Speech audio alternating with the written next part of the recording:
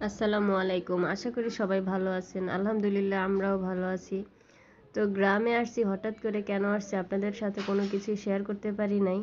গ্রামে আসি হঠাৎ, আমার ভাতিজির বিয়ে ঠিক হয়ে যায়। আসলে আমার ছোট্ট ভাতিজিটি যে কখন বড় হয়ে গেছে বুঝতেই পারিনি। আজ আবার তার বিয়ে হয়ে যাচ্ছে।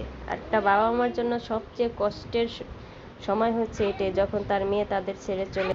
আসলে মেয়েদের নাকি বাবার প্রতি টানটা বেশি থাকে, মায়াটা বেশি হয়। বাবারও নাকি মেয়েদের প্রতি টানটা বেশি হয়। আর এই যে আমার ভাই পিছনে দাঁড়িয়ে অনেক কান্না করতেছিল, ভাবিও পিছনে দাঁড়ায় রয়েছে, কষ্টে সামনেই আসতেছে না।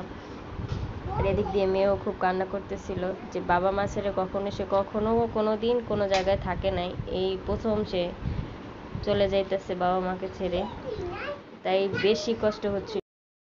এখানে এই যে ওর দাদি ওকে ধরে রাখছে, এই যে এটা হচ্ছে ওর শ্বশুর, এই যে হচ্ছে আমি, আমাকে ধরে অনেক কান্না করতেছিল।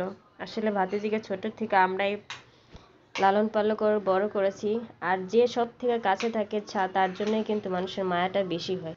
আসলে আমার ভাই কিন্তু অনেক শক্ত মনের মানুষ, কখনো কষ্ট হলেও কাউকে বুঝতে দেয় না, আবার নিজের মনের মধ্যেই রাখে। কিন্তু মেয়ে চলে যাচ্ছে, সেই কষ্টটা সে লুকায় রাখতে পারে না। ওই যে দেখেন পিছনে রুমাল দিয়ে নিজের চোখ মুছতেছে, কান্না করতে করতে তার চোখ মুখ লাল হয়ে গেছে। আর আমি এখানে ভাতিজিকে যে একটু আদর করে দিচ্ছিলাম, বুঝাচ্ছিলাম।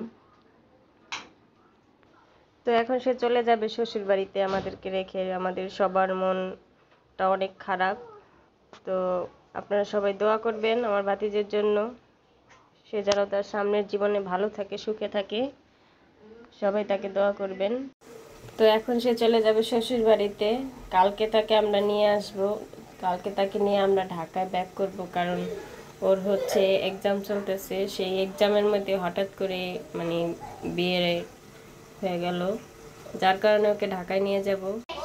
তো সবাই আমাদের পাশে থাকবেন, এবং আমাদের ভিডিওটি যদি ভালো লাগে অবশ্যই লাইক, শেয়ার, কমেন্ট, সাবস্ক্রাইব করবেন। ভালো থাকবেন, সুস্থ থাকবেন। আল্লাহ হাফেজ।